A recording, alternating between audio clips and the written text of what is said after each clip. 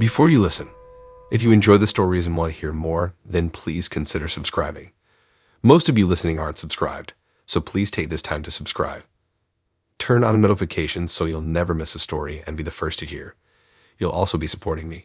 Thank you.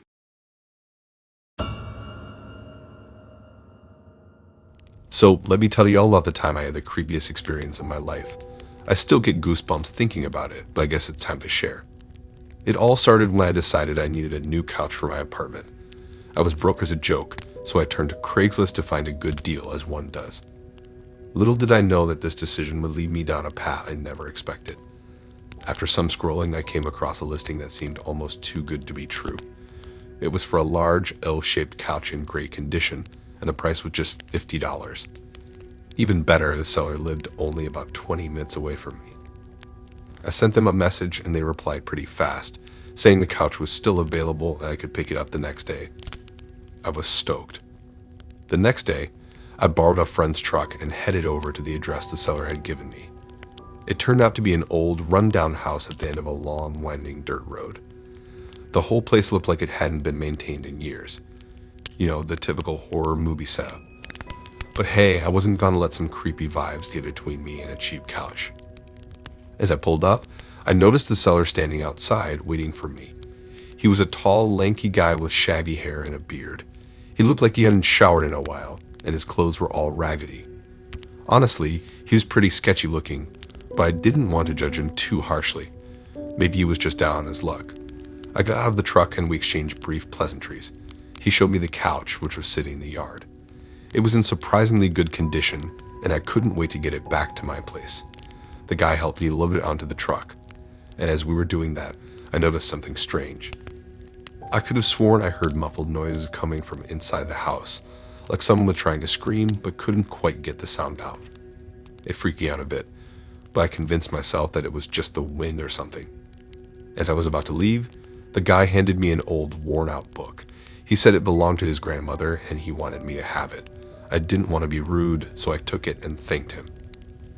He insisted that I take good care of it, and he gave me this really intense stare as he said it, which honestly made me feel super uncomfortable. When I got home and started unloading the couch, I noticed that the book had a musty smell, like it had been sitting in a damp basement for years. Curious, I flipped through the pages and realized it was a photo album. The pictures were all black and white and showed various people posing in front of the same house where I'd picked up the couch. The people in the photos had this blank, emotionless look on their faces, which seriously creeped me out. Over the next few weeks, I started noticing weird things happening around my apartment. Objects would move on their own, and I'd wake up in the middle of the night feeling like someone was watching me. I brushed it off as just my imagination running wild because of the creepy photo album. But then one night, I had this terrifying dream. I was back at the old house, and the guy who sold me the couch was there, staring at me with that same intense look. He didn't say anything, but I could hear those muffled screams again, only this time they were much louder, like they were coming from right behind me. I wanted to turn around and see what was causing the noise, but I was paralyzed with fear. As the screams got louder and more desperate, I suddenly woke up, drenched in sweat. At that point, I couldn't ignore it anymore. I knew something was seriously wrong. I decided to do some research about the house where I picked up the couch. After digging around online, I discovered that the place had a dark history. Apparently, it used to be a family home, but there were reports of strange happenings and unexplained deaths. Locals had long believed the place to be cursed, but I'd never heard any of this before. Now, it was as if whatever negative energy was in that house had somehow followed me home. I decided the only way to get rid of it was to get rid of the couch and the photo album. I went to the local thrift store and asked if they could take it off my hands. The store paid near enough the same I paid, so I got my money back. I really liked that couch, but there was just something so weird about that guy who sold me it. As for the book, well, it felt bad to just get rid of it, so I put it in a box and left it at the door of the house I bought it from. If you're thinking of picking up a bargain on Craigslist, just remember, sometimes the price is a lot higher than you think. Alright, let me tell you a story about the time I found a job on Craigslist that turned out to be more than I bargained for. I was fresh out of college, struggling to find work and getting desperate. One day, while scouring Craigslist for job opportunities, I found a listing for a personal assistant position. The pay was decent, and the hours were flexible. It sounded like a good gig to tide me over until I found something better, so I sent in my application. To my surprise, I got an email back within a few hours. The employer, who went by the initials JS, said they were impressed with my resume and wanted to hire me. They explained that the job would involve running errands, helping with paperwork, and other odd jobs as needed. They didn't require an interview, which seemed a bit strange, but I was eager to start working, so I didn't question it. On my first day, JS sent me a list of tasks, along with an address where I needed to pick up some packages. The address turned out to be a rundown storage unit facility on the outskirts of town. It looked pretty sketchy, but I didn't want to let my new boss down, so I went inside to find the unit. The storage unit was packed floor to ceiling with boxes, all sealed with heavy-duty tape. JS had given me specific instructions about which boxes to take and which to leave behind. I loaded the designated boxes into my car, trying not to think about what might be inside them. Over the next few weeks, my job consisted mostly of picking up and delivering packages from various locations around town. I never met JS in person. All our communication was done through email. One day, curiosity got the best of me, and I decided to take a peek inside one of the packages I was supposed to deliver. I carefully cut through the tape, making sure not to damage the box, and what I found inside made my heart race. The box was filled with stacks of cash, all neatly bundled together. I was shocked, realizing I'd been unknowingly transporting large amounts of money for JS. The thought that I'd been involved in something potentially illegal terrified me.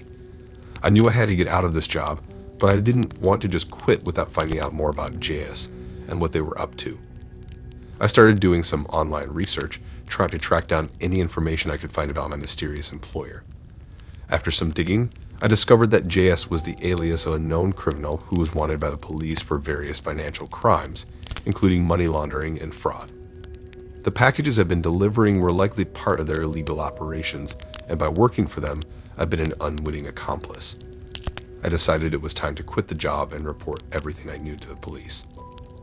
I sent an email to JS, making up an excuse about a family emergency and my need to leave town immediately. I never heard back from them, which made me even more nervous.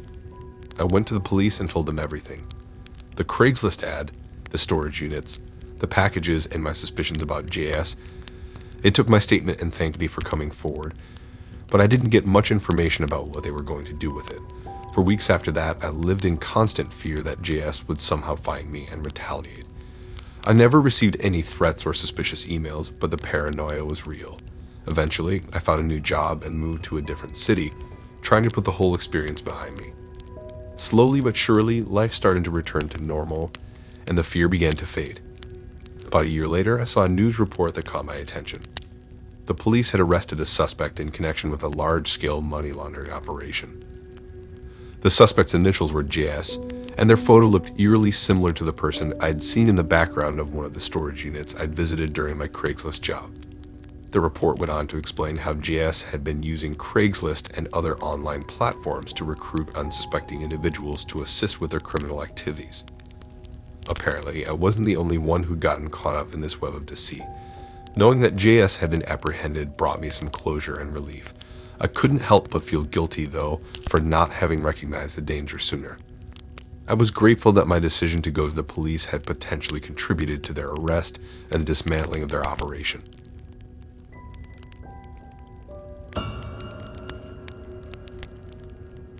Let me tell you about the time I had a seriously creepy experience after buying an iPhone 14 off Craigslist. I mean, I've heard horror stories about buying stuff from strangers, but this one takes the cake.